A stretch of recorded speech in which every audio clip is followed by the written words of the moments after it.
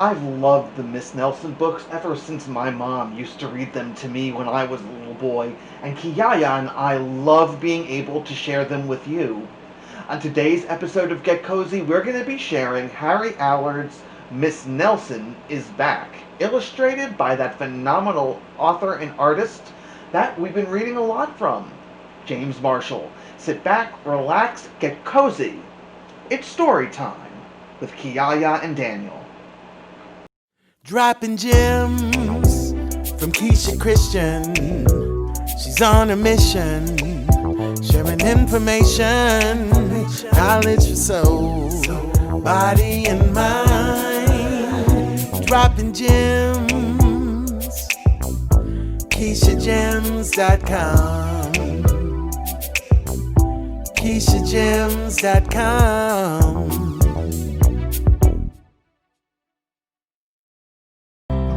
Books are such an important part of our lives. Join Kiyaya and Daniel for Get Cozy.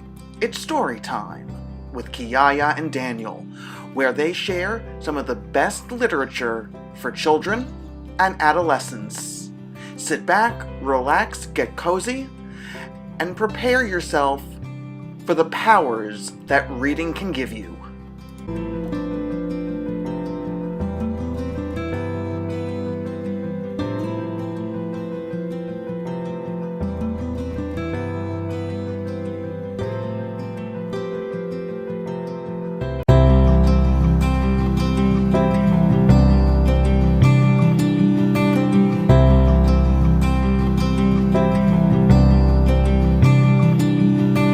One Friday, Miss Nelson told her class that she was going to have her tonsils out. "I'll be away next week," she said, "and I expect you to behave." "Yes, Miss Nelson," said the kids in 207. But at recess, it was another story. "Wow," said the kids, "while Miss Nelson is away, we can really act up." "Not so fast," said a big kid from 309. "Have you ever heard of Viola Swamp?"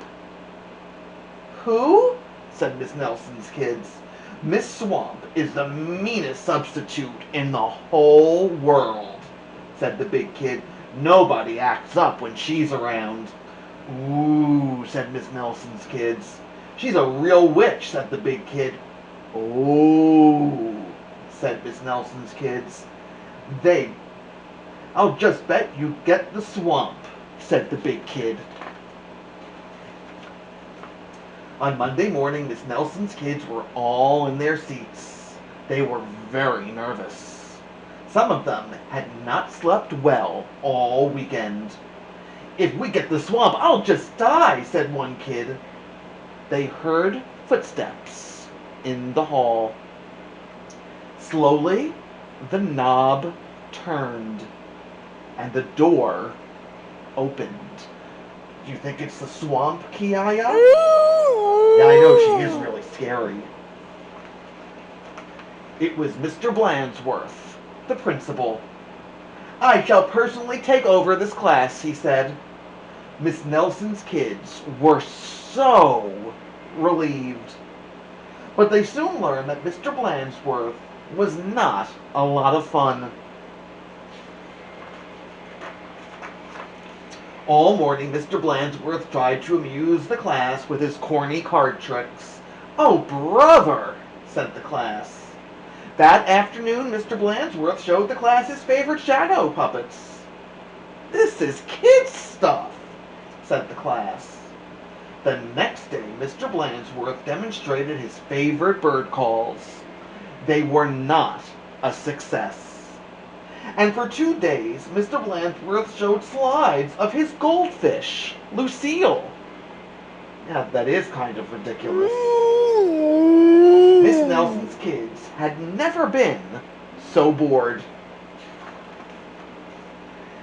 While dusting erasers in the schoolyard, 3 of the ringleaders of 207 discussed the situation. "Something will have to be done," they said. "We must get rid of Blandsworth." And they hatched a plot. What do you think the plot's going to be, Kiyaya? After school, they painted and sewed and borrowed some old clothes, and they practiced some very difficult stunt work in the backyard. The next day, they weren't in class. "That's too bad," said Mr. Blandsworth. "They'll miss all the excitement." Mr. Blandsworth was about to show the class his collection of ballpoint pens from all over the world when someone came to the door. Oh, I wonder who it is, Kiyaya. Slowly, the knob turned, and the door opened. "Oh, look," said the class, "Miss Nelson is back." A tall and lumpy Miss Nelson tottered into the room. Mr. Blandsworth was surprised. You're back sooner than we expected," he said. The tall and lumpy Miss Nelson didn't speak. Said the kids. "Her throat must still be sore." "Are you sure you're well enough?" said Mr. Blandsworth. "She's sure," said the kids. "Well, in that case," said the principal, "I'll be getting back to the office. Nice to have you back, Miss Nelson." And he left the room. Yeah, he is really gullible. "Hot dog!" cried the class. "We got rid of Blandsworth. Now we can do just as we please." And at the stroke of 10, the kids from 207 left the building. No one stopped them. They went straight to the movies, where they saw The Monster That Ate Chicago. "This is really living," they said.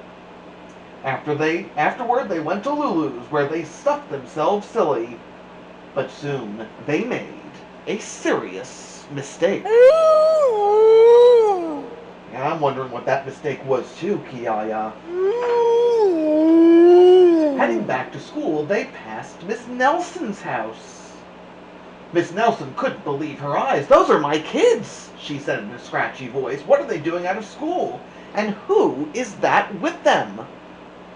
Miss Nelson telephoned Mr. Blandsworth to see what was going on. "You're not Miss Nelson," said Blandsworth. "Miss Nelson is back." And he hung up. "Can't fool me," he said. Said Miss Nelson. "Something will have to be done." And she went to her closet. Back in 207, Miss Nelson's kids were spending an agreeable afternoon. They were very pleased with themselves. More often, they said, they didn't notice the figure out in the hall. Slowly, the knob turned, and the door opened.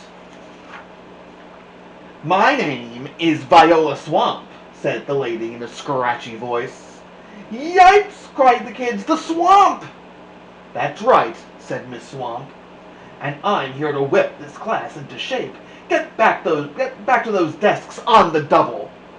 The class did as it was told.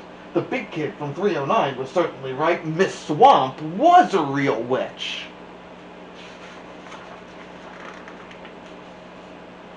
She knew how to get results. The class did a whole week's worth of work in no time.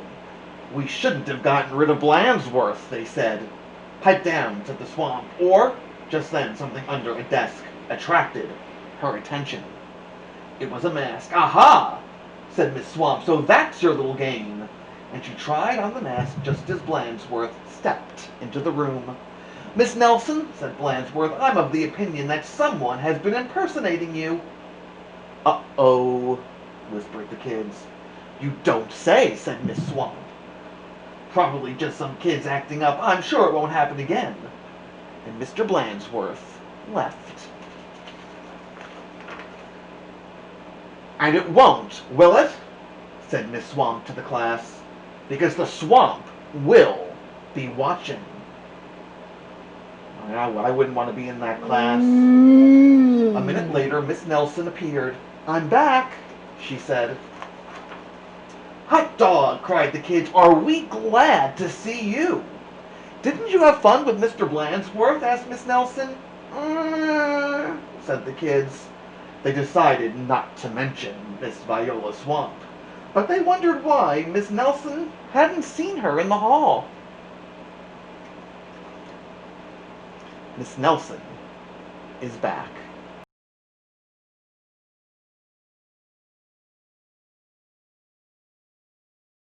Kiyaya and I hope you enjoyed Miss Nelson is Back just as much as we enjoyed sharing it with you. These books always made me happy when I was a kid, and always when my mother shared them was when maybe I got a phone call home from misbehaving in class and would be warned that that better not happen or Viola Swamp may show up.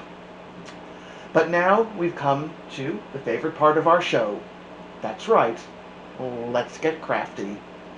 In Miss Nelson is Back, we saw her students play a practical joke on Mr. Blandsworth to make sure that they could have some fun while Miss Nelson recovers from tonsillitis.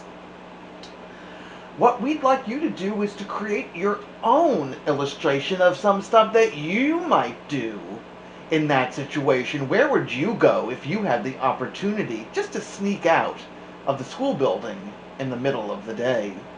Share your art with us on our social media at Stitching Wolf on Facebook and Instagram, or send them to us through email.